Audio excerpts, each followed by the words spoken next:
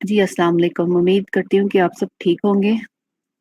मेरा नाम मायरा है और मैं एक कंप्लीट एमएस प्रोजेक्ट का बेसिक्स टू एडवांस जो है वो कोर्स स्टार्ट कर रही हूँ, जिसमें आपको बेसिक लेवल का एमएस प्रोजेक्ट को how to manage it, how to deal it, overall उसमें प्रोजेक्ट की डिटेल एक्सप्लेन की जाएगी।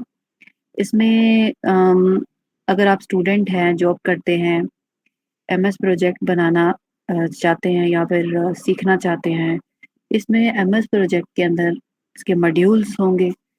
अभी आज हम मॉड्यूल 1 का जो है वो स्टार्ट करने लगे हैं। मॉड्यूल 1 के अंदर आपके पास सबसे पहले जो होगा, हम एमएस प्रोजेक्ट को देखेंगे कि एमएस प्रोजेक्ट है क्या, एंड एमएस प्रोजेक्ट की जो है उसको यूज़ क्यों किया जाता है और कहाँ किया जाता है।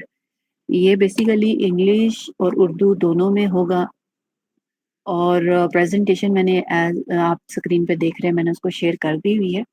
सो सबसे पहले इसमें जो माइक्रोसॉफ्ट प्रोजेक्ट है, इसकी गाइडलाइन के अंदर मॉड्यूल वाइज मैं इसके ऊपर अपलोड करूँगी।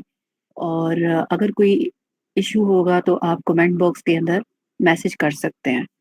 तो सबसे पहले एमएस प्रोजेक्ट है क्या?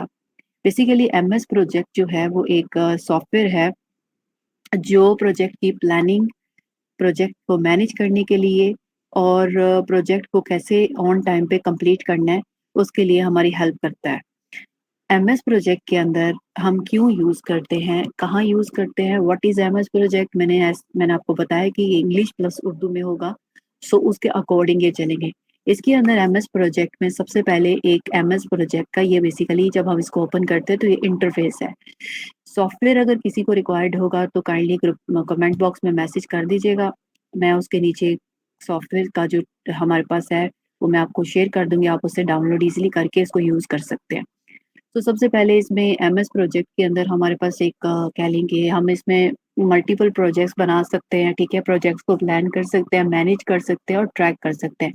इसकी इंग्लिश डेफिनिशन बेसिकली ये है कि MS Project is a powerful software tool which is used to design, to assist project managers to in planning, managing, and tracking project effectively.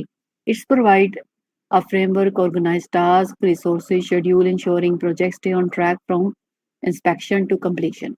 So ML project basically आपकी help करता है कि आप अपना task जो है वो प्रॉपर टाइम पे ट्रैक कर सके, उसको प्लानिंग कर सके, उसको मैनेज कर सके और ऑन टाइम पे उसको कंप्लीट कर सके। नेक्स्ट इसमें एमएस प्रोजेक्ट कहाँ और क्यों यूज़ किया जाता है? बेसिकली एमएस प्रोजेक्ट जो है वो कंस्ट्रक्शन में, मार्केटिंग कैंपेन्स के अंदर, आईटी एंड सॉफ्टवेयर एंड उसके बाद आर-एन-डी प्रोजेक्ट्स है इसमें। हमारे पास ऑर्गेनाइजेशन जिसमें रिसर्च, माइलस्टोन, एक्सपेरिमेंट वगैरह और रिपोर्टिंग वगैरह इसमें जनरेट होती है।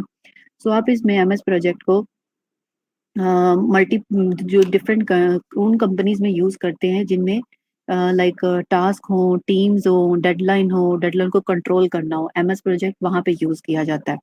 और कंपनीज किस तरह की कंपनीज होती हैं, लाइक कंस्ट्रक्शन कंपनीज कह लें, आईटी कंपनी कह लें, मार्केटिंग कंपनी कह लें, प्रोजेक्ट वगैरह जो कंपनीज होती है जिसमें प्रोजेक्ट, जिसमें टास्क होता है, टीम्स होती हैं, डेडलाइन जिसको अचीव करना होता है, तो वो उसमें हम लोग एमएस प्रोजेक्ट को यूज़ करते हैं।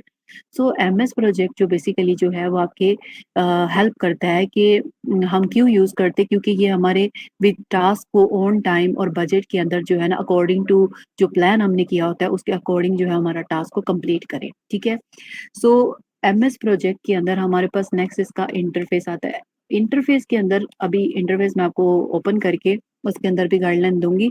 सो इंटरफेस के अंदर सबसे पहला जो इसके अंदर आता है, रिबन आता है हमारे पास एमएस प्रोजेक्ट के इंटरफेस के अंदर।